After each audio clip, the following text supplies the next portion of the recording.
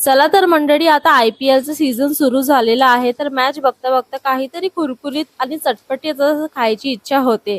तसंच सायंकाळच्या वेळी मॅच बघायला बसली तर म्हटलं काहीतरी खावं, जे असं जास्त वेळपर्यंत कुरकुरीत पण राहील व झटपट सुद्धा बनेल. मग किचनमध्ये बघितलं की कालच बाजारातून बटाटे आणलेले आहे. मग म्हटलं याचंच काहीतरी बनवते, जे की लहान मुलांना तर आवडतेच, मोठे पण खूप चवीने खातील. आता खूप विचार केल्यानंतर म्हटलं की या बटाट्यापासून बाजाराही पेक्षा भारी व जबरदस्त अशी फ्रेंच फ्राईज बनवूया, जे आपण लोक बाहेर मॉल्समध्ये जास्तीचे पैसे 400-500 रुपये ज्यावर खर्च करतो, हेच 500 रुपयाचे तुमचे फ्रेंच फ्राईज विकत घेतल्याच्या काही वेळानंतर ते मऊ पडतात किंवा ते फ्रेंच फ्राईज तेलकट असतात. याचीच आज मी एक ट्रिक सांगणार आहे, जेणेकरून फ्रेंच फ्राईज जास्त वेळपर्यंत कसे कुरकुरीत राहणार व कमी तेलात व कमी तेलकट व्हायला आपण काय केलं पाहिजे, हे सगळे ट्रिक आज मी तुमच्यासोबत शेअर करणार आहे. म्हणून व्हिडिओ शेवटपर्यंत बघा. तर इथे मी अर्धा किलो बटाटे स्वच्छ धुवून त्याचे व्यवस्थित साल काढून घेतलेले आहे. साल काढल्यानंतरच लगेचच बटाट्याचे काप करून घ्यायचे आहे.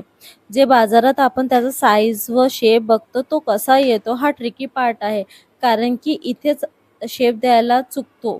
कारण की बटाट्याची चारही साईड्सला थोडं काढून घ्यायचं, जेणेकरून बटाट्याला शेप द्यायला इझी होईल आणि तो फ्रेंच फ्राईजचा शेप पण व्यवस्थित येणार. त्या साईड्सला फेकायचं नाही आहे, याला कुठल्याही भाजीत वापरू शकता. हे बघा, मी इथे तुम्हाला व्हिडिओमध्ये दाखवलेलं आहे की मी थोडेसे साईड्स काढून घेतलेले आहे आणि मी कसा शेप देत आहे हे पण तुम्हाला दाखवत आहे. आपल्या एक फिंगरच्या इंच एवढा याचा साईज करायचा आहे, जेणेकरून याला फिंगर चिप्स सुद्धा म्हणतात. याचे अगोदर 4 साईड्स करायचे व याचेच पातळ लांब सळ्या करायच्या आहे. व आज आपण आजच्या रेसिपीमध्ये कॉर्नफ्लॉवर आणि मैद्याचा अजिबातही वापर नाही करणार आहोत. बाहेरच्या विक्री फ्रेंच फ्राईजमध्ये मैदा व कॉर्नफ्लॉवरचा वापर जास्त केला जातो, जे की आपल्या शरीराकरिता चांगलं नसतं. कॉर्नफ्लॉवर आणि मैद्याशिवाय पण फ्रेंच फ्राईज कुरकुरीत बनू शकतं, हे सुद्धा मी आज दाखवणार आहे. आणि कमी तेलात कसं बनतं हे सुद्धा आज आपण बघणार आहोत, म्हणून व्हिडिओ शेवटपर्यंत बघा. ही फ्रेंच फ्राईजची प्रोसेस आज डीप फ्राय करत आहे. तुम्ही याला एअर फ्रायर सुद्धा करू शकता किंवा याला बेक केलं तरी चालेल. ओव्हनमध्ये तुम्ही बेक केलं तरीही चालेल. आज मी इथे डीप फ्राय करणार आहे. हे बघा, इथे फ्रेंच फ्राईज करिता बटाट्याचे लांब पातळ सळ्या सुद्धा कट करून झालेल्या आहे. आता या सगळ्या बटाट्याच्या सळ्याला धुवून घ्यायचं आहे. तर एका पातेल्यात थोडं पाणी घेऊन त्यात 1 चमचा मीठ टाकून बटाट्याला व्यवस्थित 3 ते 4 पाण्याने धुवून टाकायचं आहे, जेणेकरून बटाट्याचा पूर्ण स्टार्च निघून जाईल.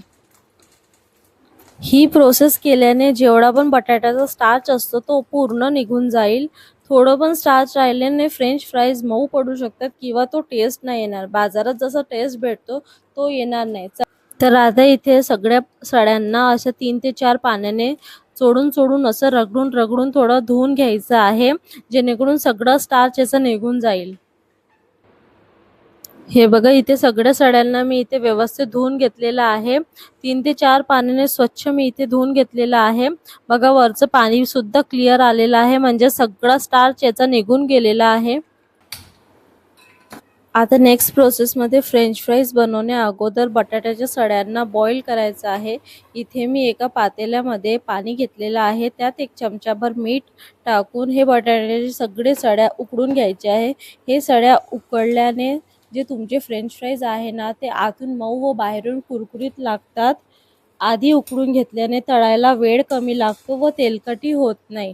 ही होती आजची एक इम्पॉर्टंट आणि पहिली टिप फ्रेंच फ्राईज बनवण्यासाठी. ते पाणी व्यवस्थित उकळून झालेलं आहे. तर यात सगळे फ्रेंच फ्राईज जे की बटाट्याच्या सळ्या कापून ठेवलेल्या होत्या ते इथे उकळून घेऊया व थोडंसं 40 to 50% पर्यंत इथे शिजवायचे आहे. मी एका चमच्याच्या मदतीने पण तुम्हाला दाखवेल की कितपत शिजवायचे आहे. हे बघा, इथे चमच्याच्या मदतीने मी तुम्हाला दाखवत आहे.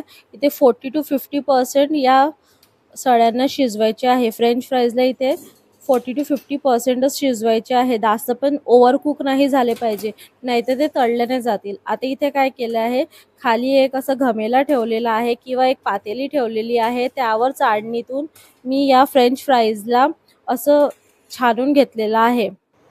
चाळणीमध्ये छानपैकी चाळून घेतलेलं आहे, जेणेकरून सगळं पाणी फ्रेंच फ्राईजमधलं निघून जाईल. कारण की आता आपल्याला नेक्स्ट प्रोसेसमध्ये तळायचं आहे. इथे मी कढईमध्ये छान हाय फ्लेमवर तेल गरम करायला ठेवलेलं होतं. तेल गरम झालं की आता मी इथे मीडियम टू हाय फ्लेमवरच हे तळणार आहे. मीडियम टू हाय फ्लेमच ठेवा. मीडियम टू हाय फ्लेमवरच या फ्रेंच फ्राईजला तळायचं आहे.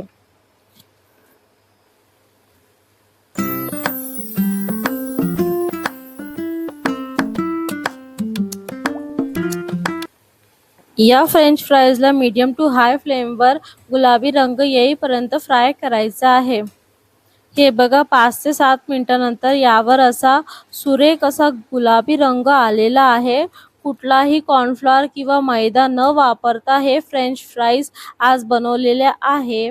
आणि मी तुम्हाला याचा क्रिस्पीनेस, याचा क्रंचसुद्धा ऐकवणार आहे की कुठलाही मैदा आणि कॉर्नफ्लॉवर न वापरताही आपण फ्रेंच फ्राईज इझिली आपण आपल्या घरी बनवू शकतो. मार्केटमध्ये कॉर्नफ्लॉवर आणि मैदा वापरतात कारण आणि ते खूपच हार्म असतात, आपल्या शरीराकरिता खूपच हार्मफुल असतात. आणि आपण इथे तेच न वापरलेलं आहे, कॉर्नफ्लॉवर आणि मैदा वापरलेलाच नाही आहे. हे बघा इथे आपले सगळे फ्रेंच फ्राईजसुद्धा रेडी आहे. हे फ्रेंच फ्राईज तुम्ही चटणी किंवा सॉस कशासोबतही खा. हे बघा याच्यामध्ये मी मीठ आणि तिखट टाकलेलं आहे आणि पेरी पेरी मसाला टाकलेला आहे थोडासा. आणि तुम्ही इथे ऐकू शकता याचा क्रिस्पीनेस, याचा क्रंचीनेस. हे बघा किती क्रंच येत आहे, याचा किती क्रंच ऐकायला भेटत आहे. हे बघा. मग मंडळी, तुम्हाला ही माझी आजची रेसिपी कशी वाटली मला कॉमेंट सेक्शनमध्ये सांगा. आणि हो, माझ्या चॅनलवर नवीन असाल तर चॅनलला सबस्क्राईब करा. आणि व्हिडिओ आवडल्यास तर व्हिडिओला नक्की लाईक करा. आणि अजून कुठला नवीन व्हिडिओ हवा असेल तेही मला सांगा. मी लवकरात लवकर तो व्हिडिओ घेऊन येण्याचा प्रयत्न करेल. मला इन्स्टाला सुद्धा फॉलो करा. मी लिंक खाली डिस्क्रिप्शन बॉक्समध्ये देते. आता ओके, ठीक आहे, टाटा, बाय बाय.